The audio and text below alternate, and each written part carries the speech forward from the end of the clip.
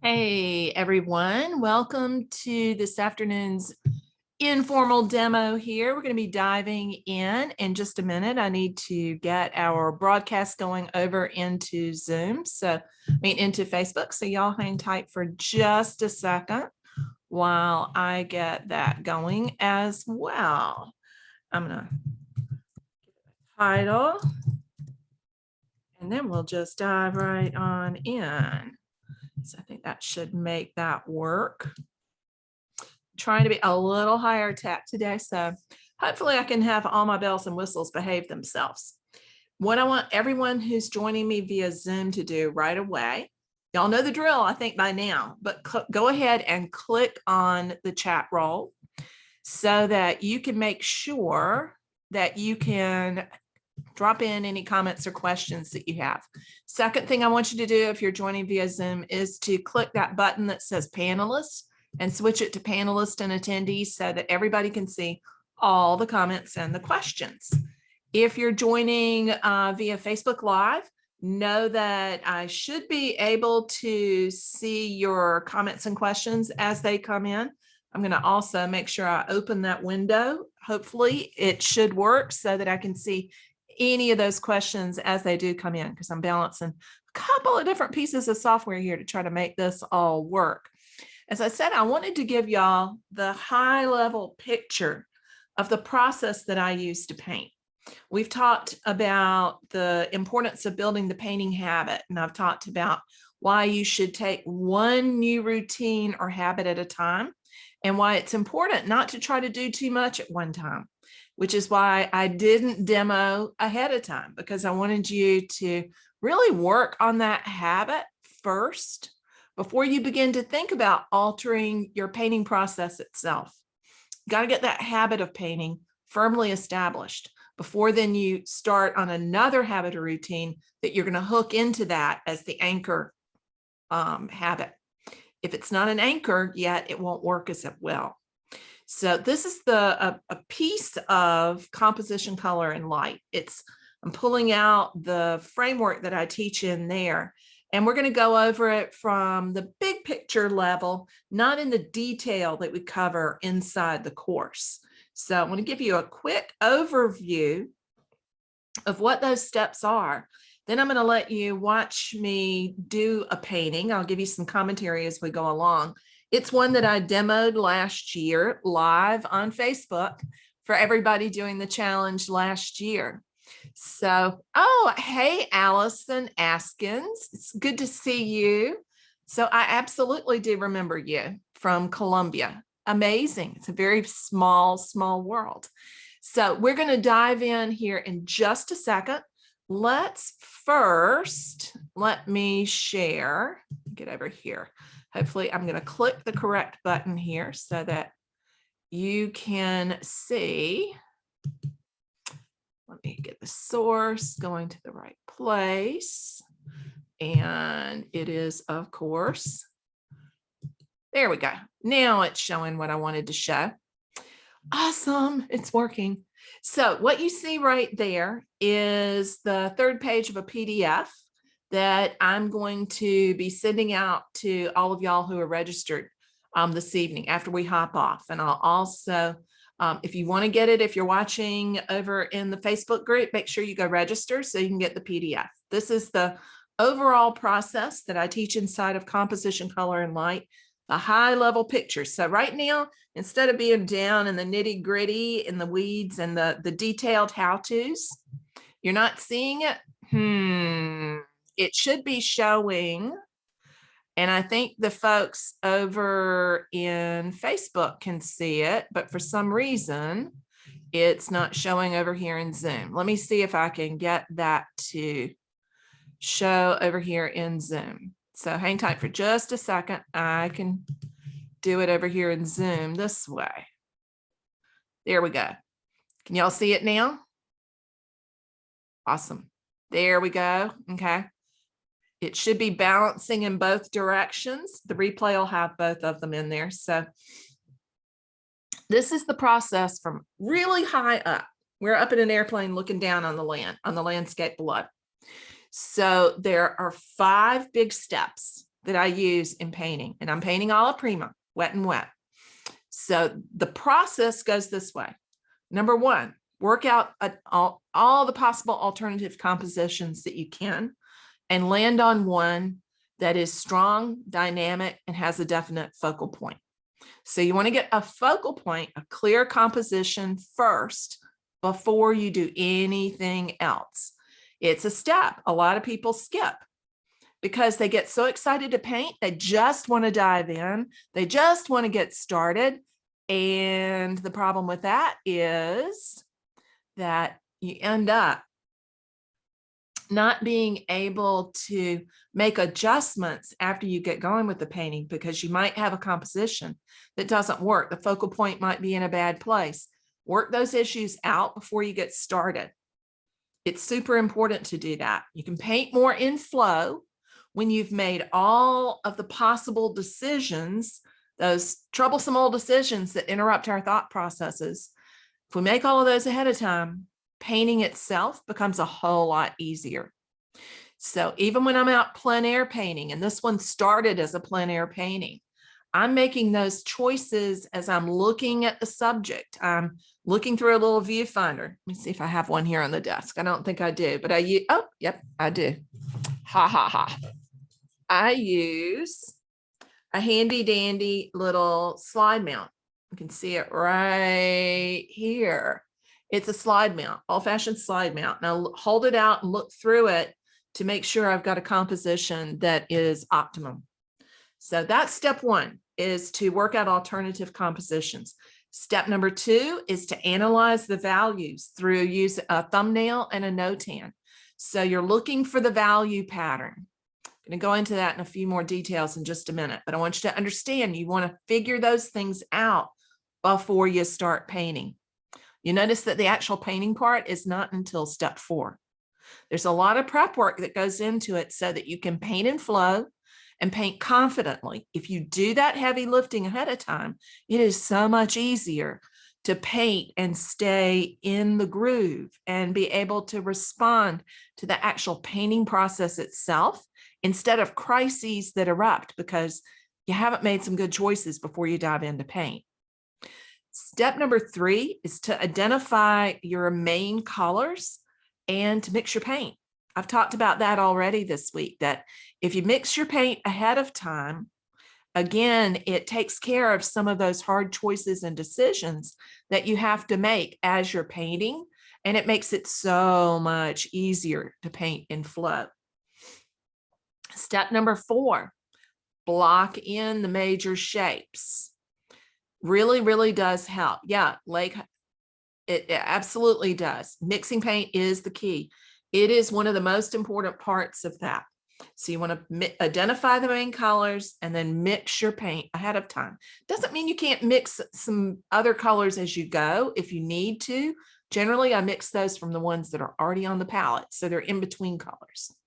Block in and establish the main shapes. Blocking in is a crucial part of the process. In the example that I've got right here, it's partially blocked in. It's not all the way blocked in. And you're going to see the block in the demo in just a minute. That was the state it was in when I had to leave painting plein air because it started raining. So I finished this one up inside a demo last year during the painting challenge. And so I've edited that down for brevity so that y'all literally won't watch me mix paint for the entire time. You're going to see me mixing paint, but it's not going to be as tedious as watching me mix every single color. Then the final step is to adjust and develop the colors and values to the degree of representation that you want. Everybody has a different goal for how representational they want their paintings. You can decide to keep them fairly abstract, and I've certainly done that myself, or you can develop them more and make them more and more representational. It's completely up to you. There is no right or wrong with that. But either way, it still follows through that same basic order. Doesn't matter whether I'm painting still lifes, portraits, dogs, cats, landscapes, abstracts. This process works for all of the above because it gives you a roadmap to follow so that it frees up your creativity. Remember, our goal is to paint more freely and fearlessly, to paint in flow. This is one of the ways you do it. Having guidelines can feel a little restrictive at times, but actually having guidelines sets you free. It means that you have a framework within which to work that you can be confident about. You can make those decisions ahead of time and then just dive into painting. You're going to see me actually complete the painting here, and I did it in 20 minutes. It was literally 20 minutes from when I started to when I finished. I've got, like I said, I've sped it up a bit here so that it doesn't take quite as long, but it is entirely possible to learn to paint more quickly without rushing. I'm not talking about speed painting and rushing through to get done. I'm talking about taking your time and painting confidently, but knowing where you're going because you've got a roadmap to follow. Makes painting a whole lot easier. So we're going to, I'm going to see if I can get this to work exactly correctly here. In just a second. Anne asks, what if you consider yourself an intuitive abstract painter who always lets the painting simply unfold, typically having no real planning ahead except for sometimes color? I still would kind of give yourself a general roadmap. It doesn't mean you can't veer off of it. And the process that you're talking about is probably not that much different from the one I follow when I paint. I'm still responding to the painting. I call that the jazz move. You know, it's basically painting alla prima is very much like playing jazz. And you want to be able to call and respond to what's happening in the painting. Completely agree with that. But you can't call and respond to what's happening in the painting if you're stuck on trying to decide what color to mix. So if you come up with a general idea of the colors you're going to use, and you have a general palette already mixed, and you have an overall idea for the thumbnail, for the general composition, you're going to be able to do a whole lot more in truly intuitive painting with a lot higher success rate. So keep in mind that thumbnail is really, really simplified. When you look at that thumbnail, that second image that you see there on the PDF, it's real generalized. It's very, very abstracted. So it is not a line by line roadmap. And you can veer off of it a little bit for sure. But if you don't have some kind of idea of where you're going to go, you can end up down a rabbit hole real fast. And most of the people I know who are very successful intuitive painters do some variation of the same process. So I've known a lot of people who were more intuitive abstract painters, and they're still kind of going from some kind of plan or roadmap, and they've got an idea of what colors they want to use and the overall general composition. So no, you don't have to get super detailed, but you do want to have a plan. So it doesn't matter whether you're talking about abstract or representational, landscape, interior, still lifes, or any of those different things. It applies to whatever the overall painting subject is that you work with. It actually also works to a degree. There's some variations when you paint in layers and incorporate a more traditional classical approach to painting, where you're doing a monochromatic underpainting and then you're putting layers on top. It's a little different, but not a whole lot. So this is a process I've used for a really long time. So I know it works. It's what I taught at the college, and it's what I teach my students now in CCL, in composition, color, and light. So I know how it works for a whole range of people. I think we even have some CCLers on here right now, so they can pipe in too, but give it a try. Trust me on this one. Just see how it works for you. We're going to dive right in now to that demo, and I'm pretty sure I'm going to be able to make this work both on the computer and sharing the screen. So it's going to take me just a second here to move over to sharing the screen into Zoom. Let's switch that share. And we'll get it started. So there's no audio on here. I thought I would discuss what I was doing in there, and that would actually be technically a little easier as well, and also be able to answer y'all's questions as we go. So I've got the first stages. I've got the different stages that I just talked about here at the very beginning. This is an image of the final painting, and it is exactly as it was when I finished it at the end of that session. I had been painting outside on Tybee Island with a friend, painting those red cedars. And as you can tell, it was a very cloudy day. It began to rain fairly shortly after I started painting, pretty quickly after I got the block in done. So I got just into the block in and whoosh, the heavens opened. This is the thumbnail that I worked from. And you can see here where I have 6 basic shapes and 3 to 5 values. That is the roadmap, the value roadmap. The reason that it's important to do a thumbnail, to do a notan, is that as human beings, we are hardwired to pick up on value patterns before anything else. So if you get that value pattern correct, you're going to be golden. And here you can see where I'm getting ready to mix the paint, and there are remnants of the paint still on there, but I mixed the paint ahead of time for the painting. Here it is, blocked in just before we had to pack everything up as the rain began to come down. So I'm blocking it in with a big brush or a big knife. In this case, I used a big knife, and beginning then to put one color into each of those basic shapes. So that purple you see shining through there really is magenta, and then there is purple on top of it. And in this next session, no, I didn't tone this one first. I was in a hurry, Pat. And so I did not tone it before I got started. So here you can see the thumbnail over on the right, and I am mixing the colors on the palette.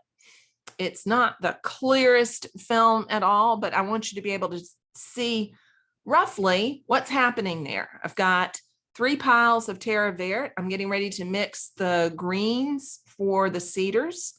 And so I've got 3 different values for that color mass. That's key. You want to mix, identify the main color, and then mix a light and a dark for each of those.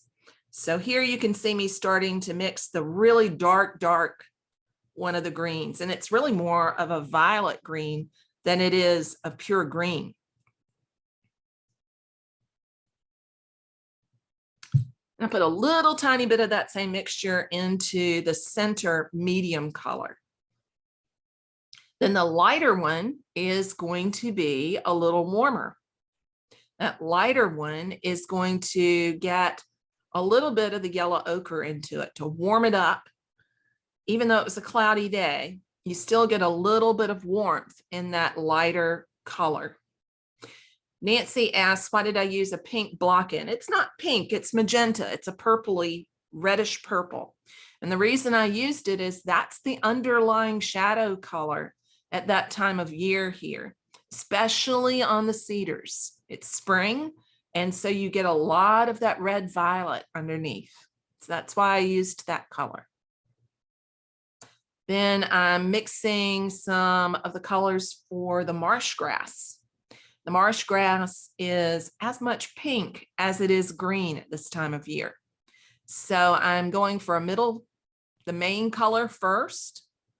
And then I am gonna mix a darker and a lighter one. One will be a little cooler, one will be a little warmer. And the colors that I mixed there were Cinnabar Green Light and Montserrat Orange.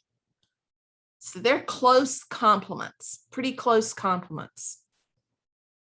They're not exact, but they're pretty similar. You can see the warmer color is going to have a lot more of the Montserrat Orange in it, so that you've got gradations there between the really neutral color, that's the overall color, the cooler color, and then the warmer color. 3 distinct different colors. And it still needed to lighten up a little bit. So that's why you see me adding some white right there. The knife that I'm using to mix with is the number 81. It's a flat-ended knife. I've had that one forever. And it is my favorite mixing knife. That flat end makes it really easy to mix pretty tightly and pretty neatly. So the last pile that I'm mixing there is more intense than anything else.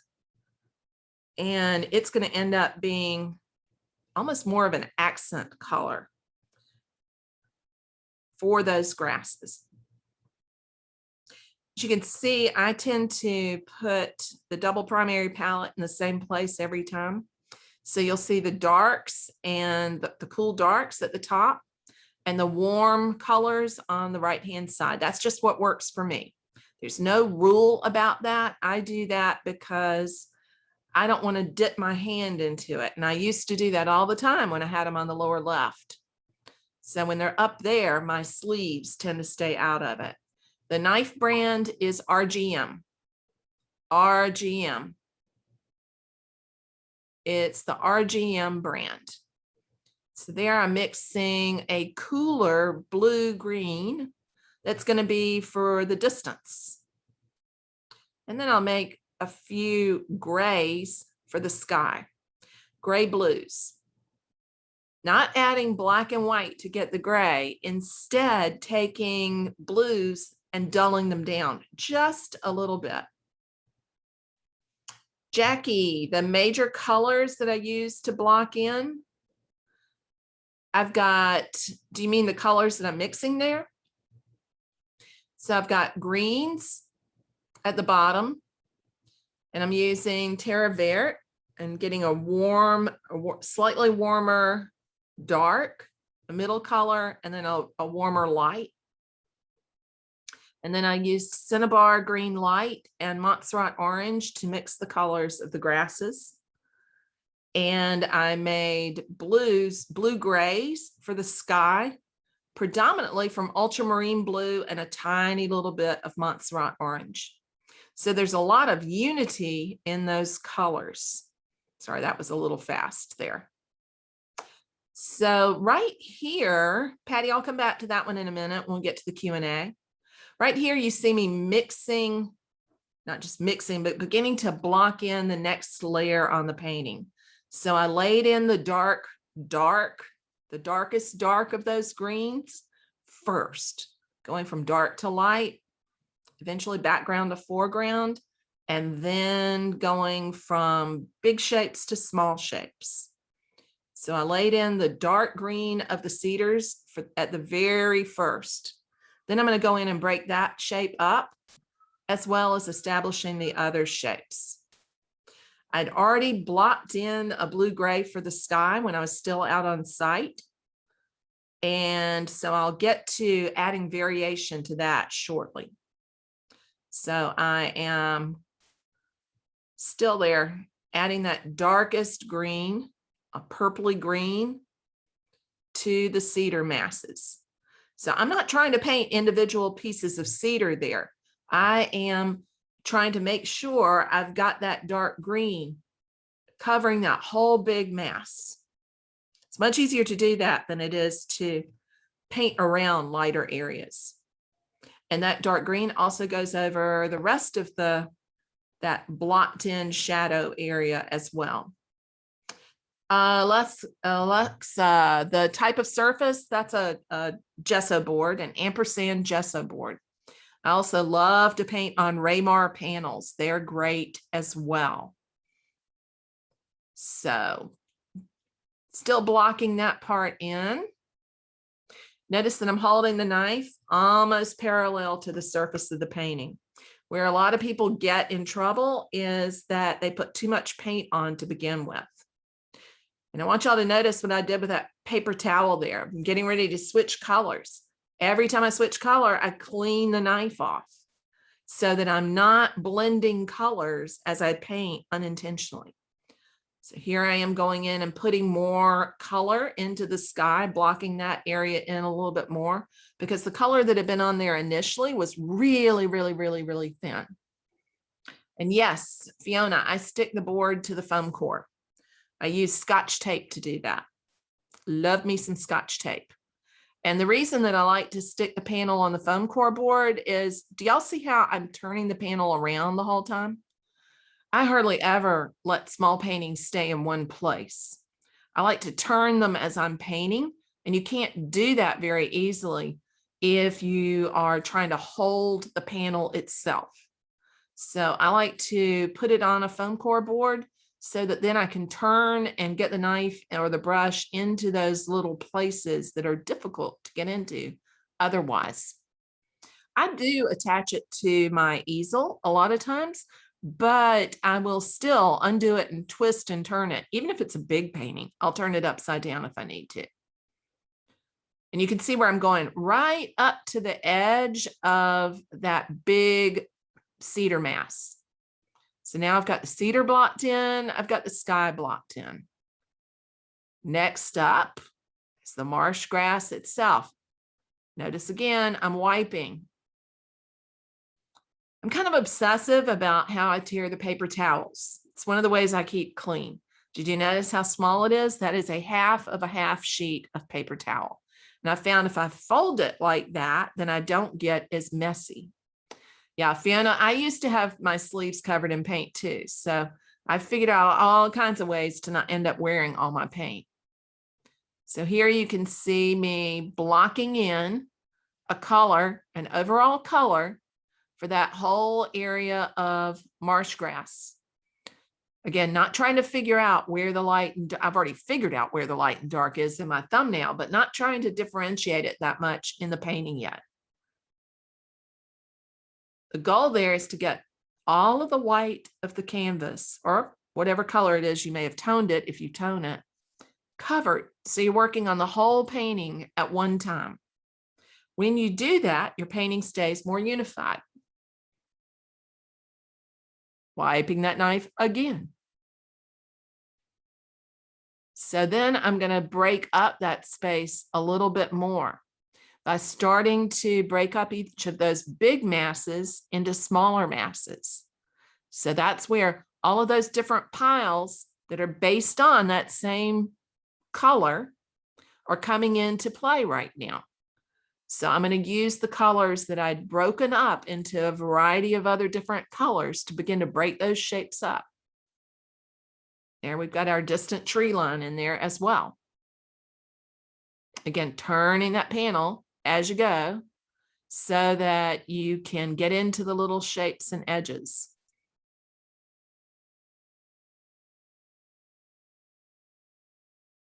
And I'll go back and forth and scrape. Yes, I did just dap and lift that knife. I will absolutely pull paint off and then pull more paint down. So I call it the dance. You're going back and forth right at that edge. And it's a way of blending without over blending. People get too obsessive with trying to over blend, and it kills the color when you do that. It all blends together and becomes gray. So I'm working in that section to differentiate the shapes just a little bit and to ease the space where they blend into or come up next to the next part of the painting. There you can see me putting some of that warmer pinkish color into the marsh back there. So breaking that big shape up with other values, other hues, other intensities, other temperatures. And that big knife is my favorite. I love the big 109 and 106. Yes, I am referring to the photo, Kathy. Kathy says, are you referring to a photo at this point? Yes, what you see me looking at there is the computer screen where I have the photo pulled up that I showed y'all earlier. So I'm working from that same photograph.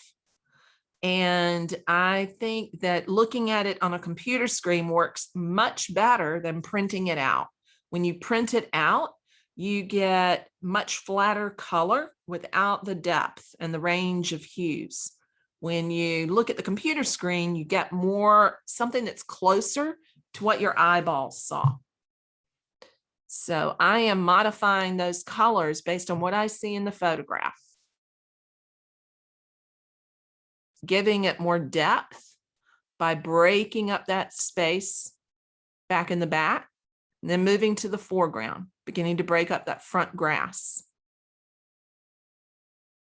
And in the end, I will be putting some more shadows in there as well.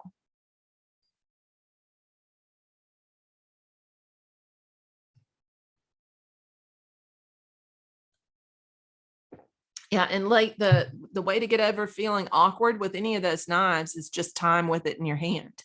I've painted with that one so much, it's really time to replace it because the black anodized surface has worn off, and they don't really do you much good when you're painting plein air if that's all worn away.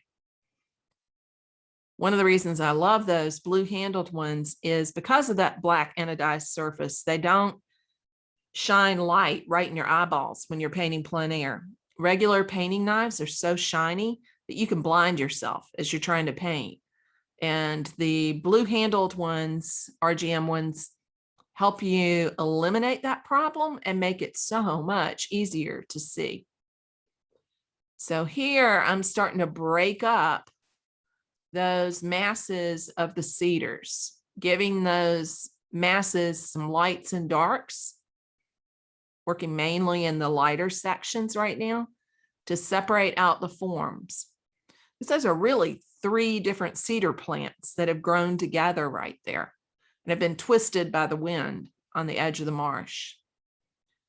And you can see me pulling some of that lighter color up into the sky so that it has a little softer edge and a little looser application.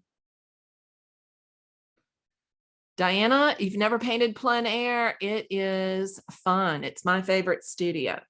So I love being on site and painting from observation, being outside. It is a lot easier to respond to the experience when the experience is right in front of you. But it's also a lot easier to paint plein air when you have a process. Because if you have a process, then if the light changes, you're not out of luck.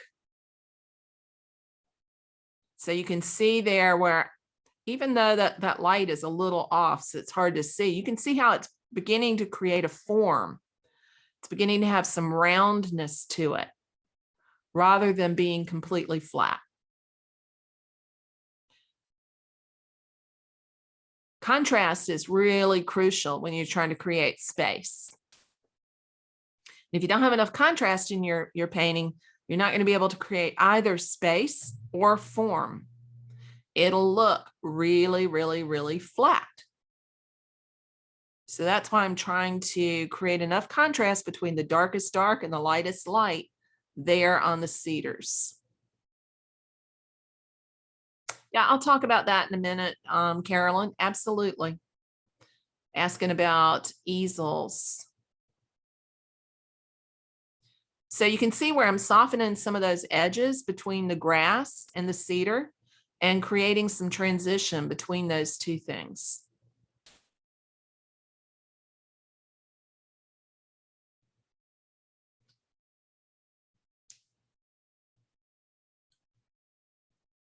Fiona, you're in, no, that was the other Fiona. We've got 2 Fionas, 2 actually in Zoom right now.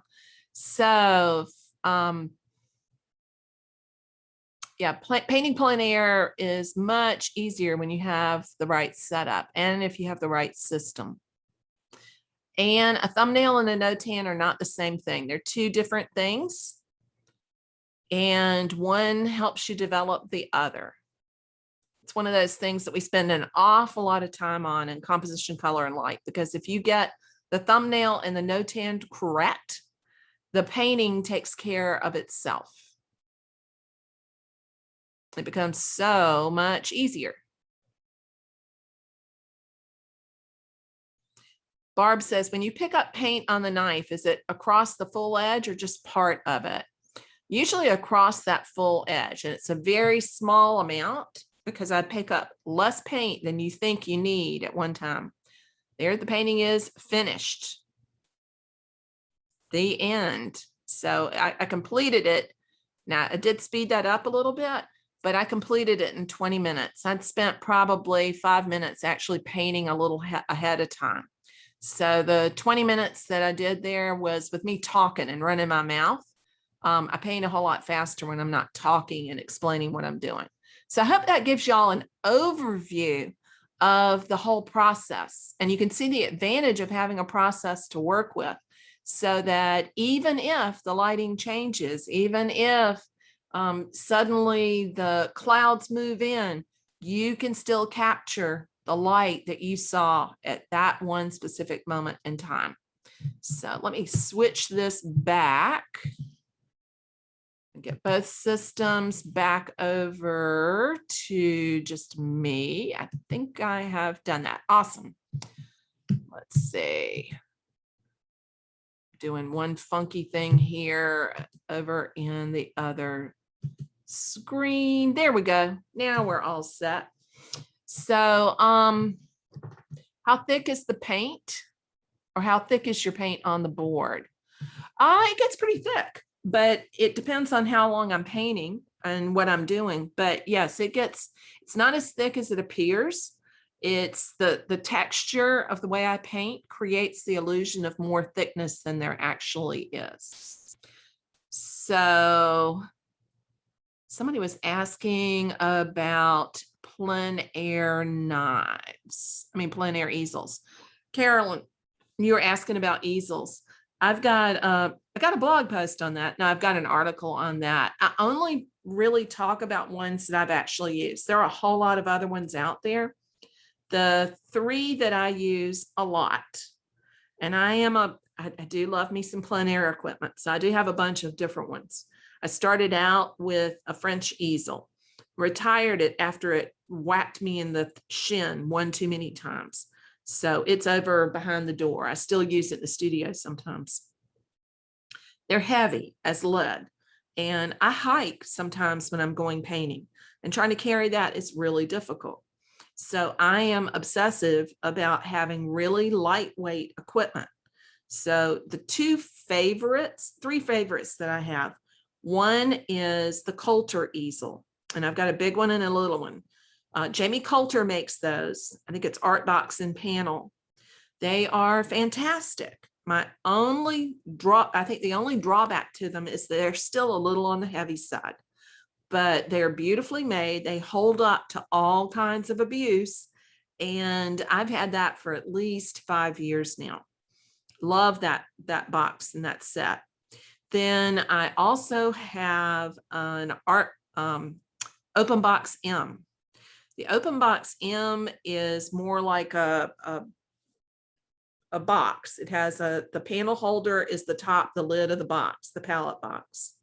The Coulter easel has a panel holder that's the upright, like the French easel, and then has the palette box that's more waist height. I really like that. The thing I love about the Open Box M is it's incredibly lightweight. It's the lightest weight kit that I have. It's the one I travel with if I'm going to be flying and painting. It weighs about 1.5 pounds. So it weighs almost nothing. All of these systems work on a tripod. Then the third one that I've got is the Day Tripper. And I love the Day Tripper. It's very similar to the Coulter box, but much lighter weight. So it's thinner wood. And so it takes advantage of the overall Coulter design and then just strips it down to the basics. It's a bigger mixing area as well. It's what I've got over there on the table. And it's what you saw me mixing in the video. It's the black box. It's very, very lightweight. And I like that the box sits at waist height and I'm not reaching up to mix paint. But if I had to pick just one, it still would be an Open Box, because I do love how lightweight it is. I can slip it into a backpack along with my paints, and I can go way, way, way into the woods. So it just depends on what you want to do. Everybody has a different set of requirements. Most of mine have to do with, I got to be able to walk with it. And it's got to be super, super lightweight. I don't want to carry excess weight. So that would be my recommendation. There are a lot of other ones out there. The Soltac is one that a lot of people like. I don't like it just because it's heavy. And I live in a really sandy area here on the coast. And the Soltac gets sand caught up in the legs. And because basically the tripod part is part of the easel, it's all one piece. If the sand gets in the legs and the legs don't work, you have to send the whole thing in to get worked on. Whereas my inexpensive tripod that I use for painting, if it gets some sand in there, I usually can get it out, but it's not as big a deal. It doesn't cost that much. So it's not like it's going to inhibit my painting kit. And that knife is a 109, the big one. It's either the 109 or the 106. Fiona says, I bought the New Wave plein air box that attaches to my camera tripod, and a friend made me a shelf for the tripod. Yeah, those work really nicely. I think there's a lot that I like about that one. And I know that you can buy those in Europe, and a lot of the others that I talked about are really hard to get overseas. Claire says, when using a brush, how do you get the paint off to use a new color? Exactly the same way as with the knife. I paint the exact same way with a brush as I do with a knife. You wipe it off with a paper towel. So if you wipe as you go, then you're not going to do a whole lot of mucky mixing. And the other thing that you can do is to have two brushes of the same size. I do that as well. So I'll have one that's for light colors and one that's for dark colors. Then you don't get dark paint mixed in with the really light values as well. And Mary says, what would you do with a painting of that size? Is it meant to be a study for a larger painting? I think of them as paintings all on their own. So I sell those. I do definitely do larger paintings from smaller paintings. The two that I think y'all can see those over on the windowsill, there's a medium size and a really small one that I'm using as studies for a bigger piece that's back on the easel, but not always. Some of them I just think of as being finished paintings. And I've done installations and exhibitions of large numbers of those small paintings because I've done so many daily painting projects. So I had a show a few years back of a section, an area that I painted in, and it was 300 paintings from that area. So you could see the same location painted in different kinds of weather, different times of day, different seasons of the year. It was almost like, my idea was it would be more like a cinematic view of the landscape. And I think that's the way it comes off. Yeah, French easels are hugely heavy. I just don't like those out anymore. That's it, Josephine Coulter, Coulter, Coulter. Joshua Bean makes the Day Tripper. And I think one of the things that happened during the pandemic was that all three of those guys got overwhelmed by the number of people who wanted to paint their way through the pandemic, and got so many orders that they got way backed up and were not able to get anybody to come in and help them either. So they got behind. Know that if you order from any of them, they are small businesses and they pretty much are run by themselves. Jamie Coulter's dad works with him, so he's got a little bit of extra help in there, but it can take a good while to get it if you order it. So know that ahead of time. And Kathy, can I post a link to what I was talking about as far as easels? I probably can. So I think I can find that pretty quickly.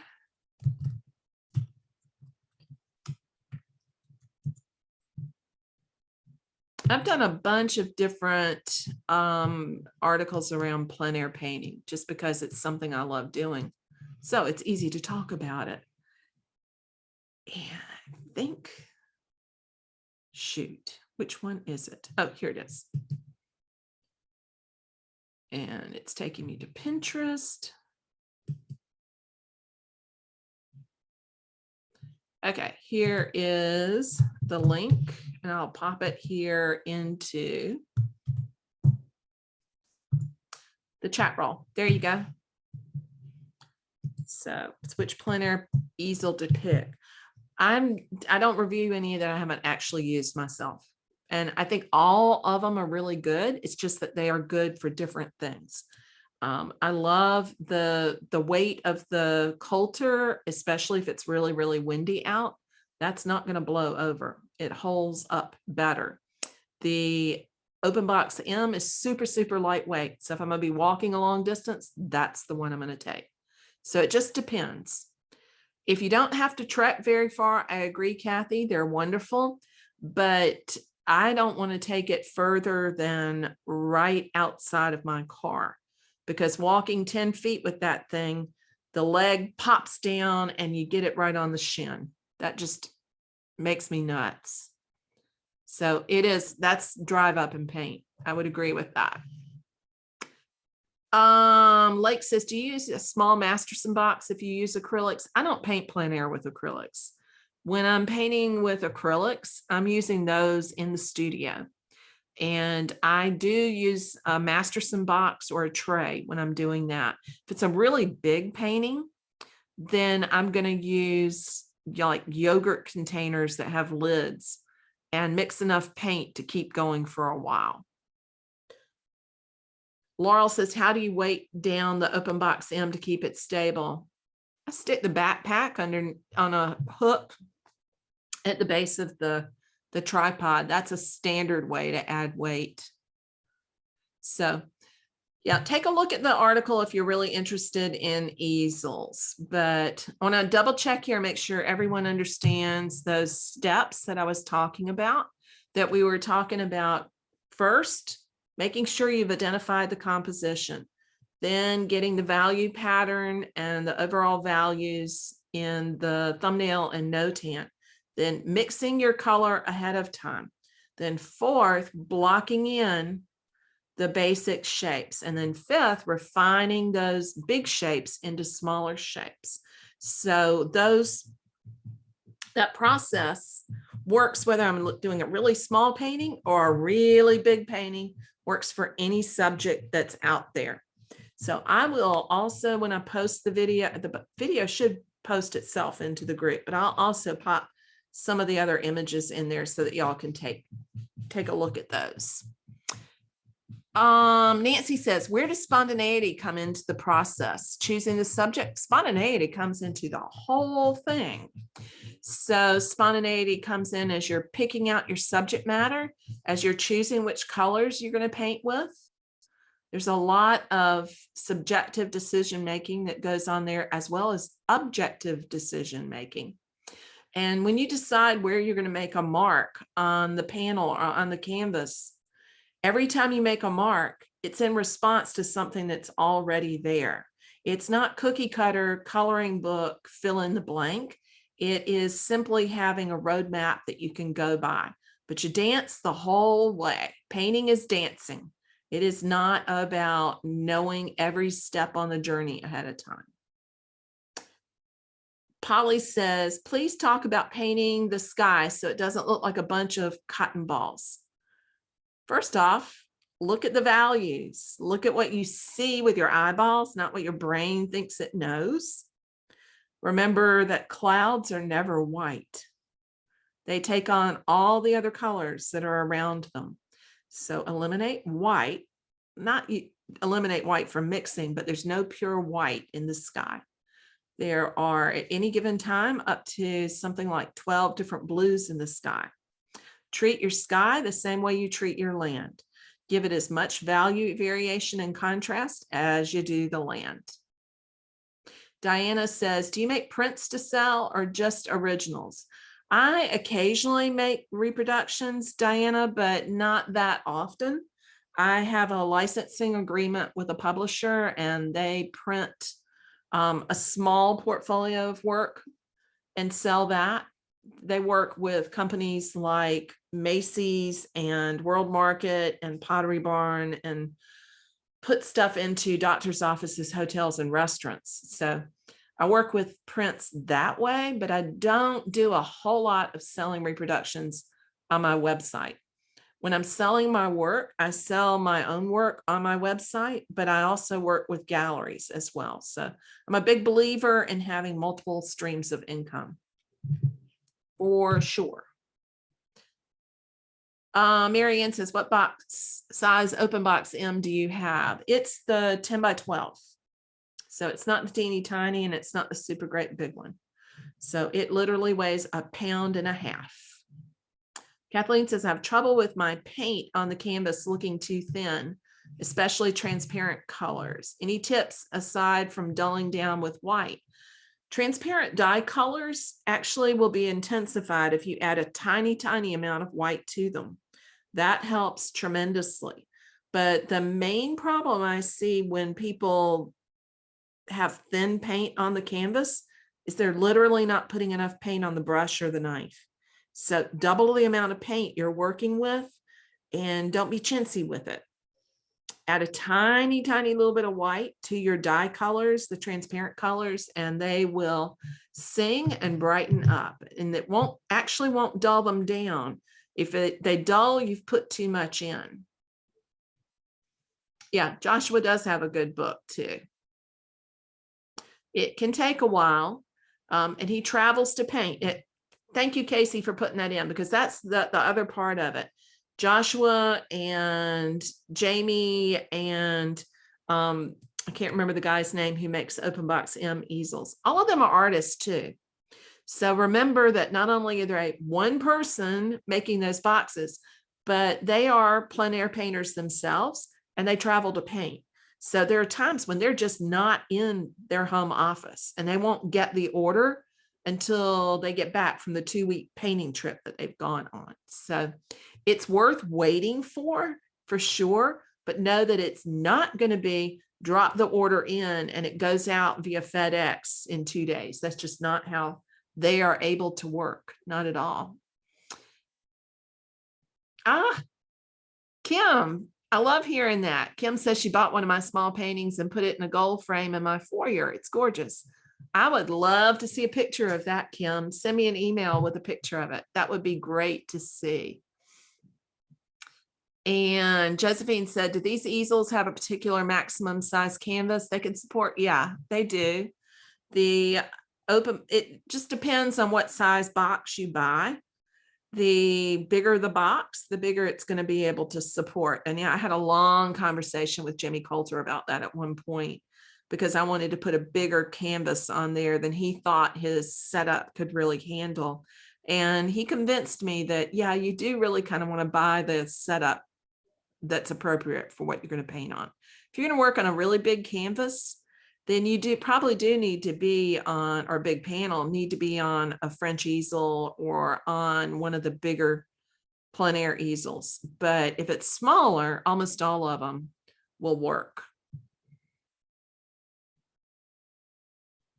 So let's see. I think I've caught most of those questions. Yeah, it's my home easel too, Virginia. The French easel just stays at home for small stuff. How do I get the small panels back when they're wet? I use a Raymore panel box. Raymore makes panel boxes in a whole bunch of different sizes. And I just slide that foam core in there and I can carry probably about 6 5x7s by doing that. So they work really, really well and are easy to carry stuff around. I am glad that seeing the process makes it so much easier for you to understand. Absolutely, Josephine, you nailed it down. So I'm going to send y'all that PDF later as soon as we hop off. So you'll have it, those of you who are over here registered.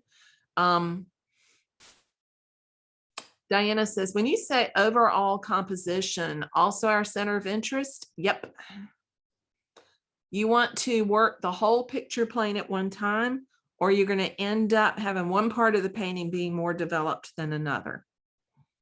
So the center of interest is the focal point, and you want to develop the focal point, but you really want to develop the entire painting. You still want to keep the focal point in mind, but if you don't develop the whole painting at one time, like you saw me do there, you'll end up with one section highly developed and another that's just not, especially if you're working on a bigger painting and taking longer on it. And Allison said you were using a knife that looked more straight and narrow. Was that the 109, 106 or something else? The straight one that was really narrow is the number 81. The big one, the big triangular shaped one, is the 109, 106. Anne says, so is the CCL course really learning how to understand and apply the 5 steps that you just presented? Yes, it is. It absolutely is. Josephine, who's in here right now, is in CCL. She's been in there a while. And Fiona is new to CCL, so she just started. Casey, I think, has looked at it. Casey's in Painter's Path, so she has access to it, but she's not really technically in the course. She can dive in and out of it. Trying to look through here to see. Carolyn is in CCL, and as is a couple. Oh, Pat is in CCL. So yeah, there are a bunch of people here in the chat roll right here who can answer that question as well. But yes, that is what CCL is predominantly about.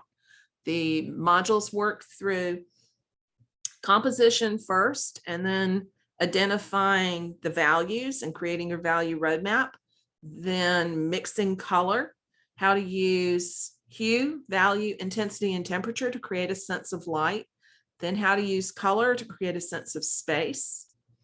And then there are a couple of bonuses that are about how to paint in a series. So that's what it's basically about.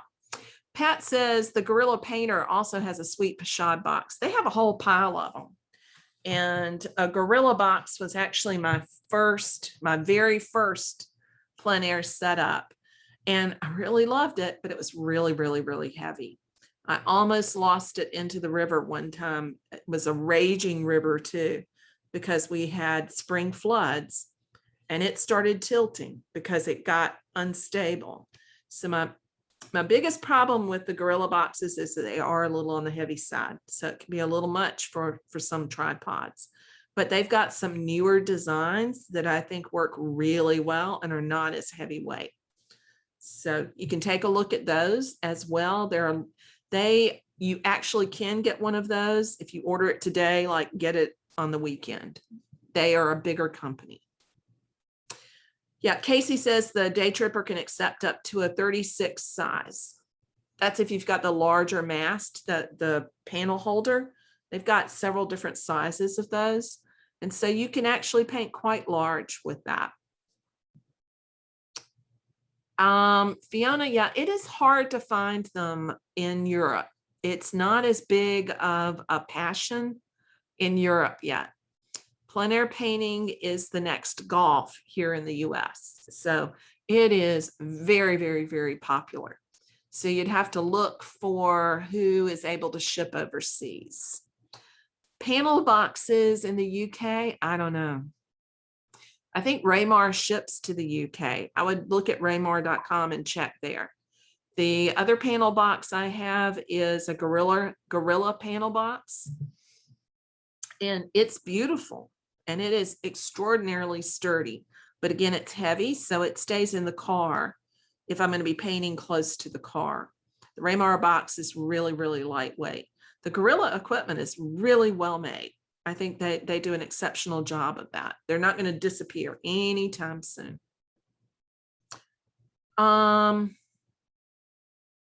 Yeah, pizza boxes do work to carry. The problem with pizza boxes, if you've hiked any distance in, is they don't have a handle and they get a little cumbersome after you've gone about a mile. It gets a little heavyweight. So having something with a handle works really, really, really well. Thank you, Josephine.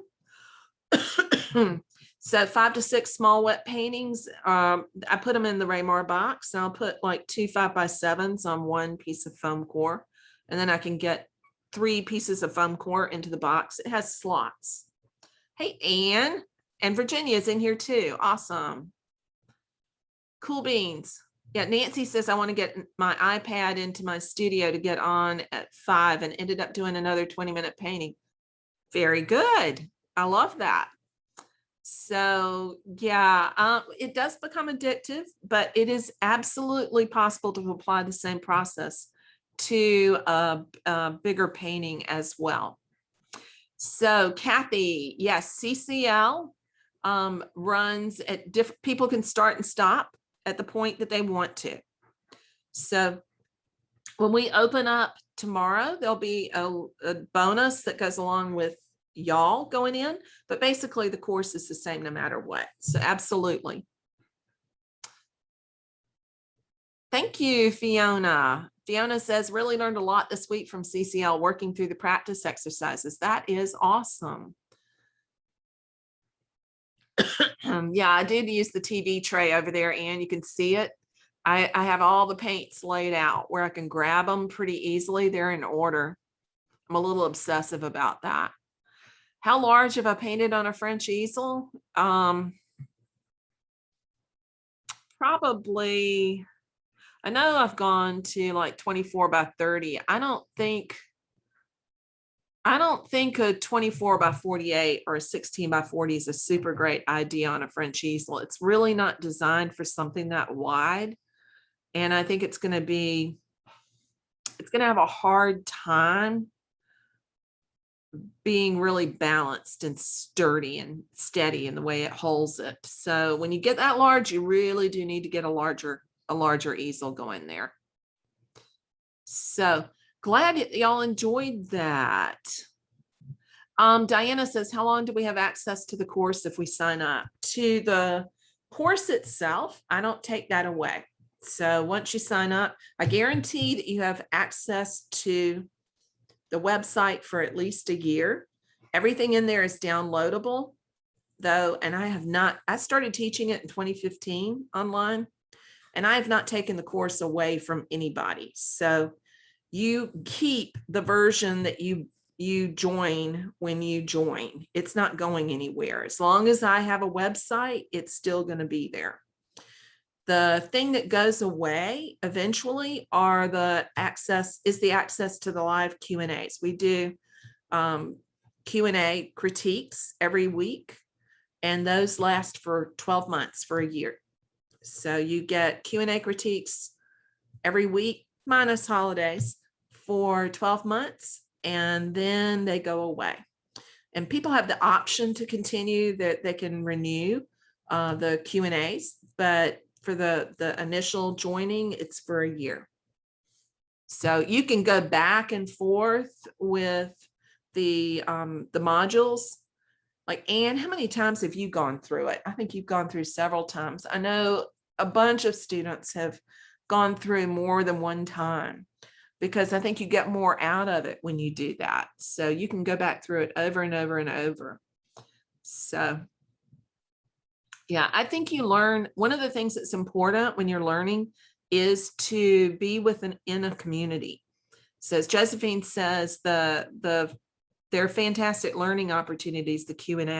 And I think it's because you get to see what other people are doing, and you learn from their questions. They come up with questions you might not even have realized was a question that you had. So I think there's a lot to be said for learning with other people. Yes, Wanda, this is recorded. So absolutely, you're going to be able to watch it again. Yeah, that's why I kept thinking you'd gone through it more than that, Anne, because you are at every single Q&A that we have had. Absolutely. So yes, you get to keep those for 12 months, and you can download everything else. Let's see if I have another question over here. Yeah, you can use a Gorilla board. You mean like oh, what do they call that? It is the heavy, thick foam core board to mount paintings on. That works too. Anne says, do you have many strictly abstract painters in CCL? Yes, I have had a couple. The course is oriented around landscape, around representational painting. So if it felt like it was something that would help you, yes, I think you can make it work. The two that I'm thinking of right off the top of my head who are more abstract, their abstractions were based on the landscape. I think if you are more interested in the purely abstract, that there might be some other things that you'd be more interested in. So it might not be the best place for you, but the process you can absolutely apply. So if you're interested in something that might be more particularly abstract, send me an email because I do have some suggestions for you. Gatorboard, thank you. I could not think of the name of it for the life of me. I have an order of it sitting there in the living room. Cannot believe I couldn't think about that. Yeah. Somebody's saying I was aware of wind issues in art supplies. Yeah. The wind can be a problem. The thing that works the best is to have a rock bag or to hook your backpack. Most easels have a little hook. Most tripods have a little hook on there, and you can hook your backpack on there, and that keeps it from blowing. I have definitely had everything blow over before, not very often, but I have had it blow over. I have taught plein air at the school that I went to, the private school that I went to 40 million years ago. They do a plein air workshop during spring break. And I've seen the kids' French easels blow over in the wind because March tends to be pretty windy. So I think actually French easels have a harder time in the wind than the plein air boxes on tripods. That when you hook it onto a bag onto the bottom, that makes it more stable than the French easels. So yes, the wind can be a definite problem. We have that problem too, Josephine, because I'm right on the Atlantic. So if I'm painting out there on the beach or the marsh, that wind gets pretty strong, really strong. So it's got to be something that will hold up and stay stable. Cool. I think I have caught all the questions. I'm going to let y'all go and rest well because you have day 5 tomorrow. Quick reminder to hop over to the replay page and fill out the challenge experience survey for us. Look forward to our celebration broadcast tomorrow at noon Eastern time. So be here so that you can hear all of our celebrations and our announcements. Look forward to talking with you soon. Bye-bye for now. Happy painting, everybody.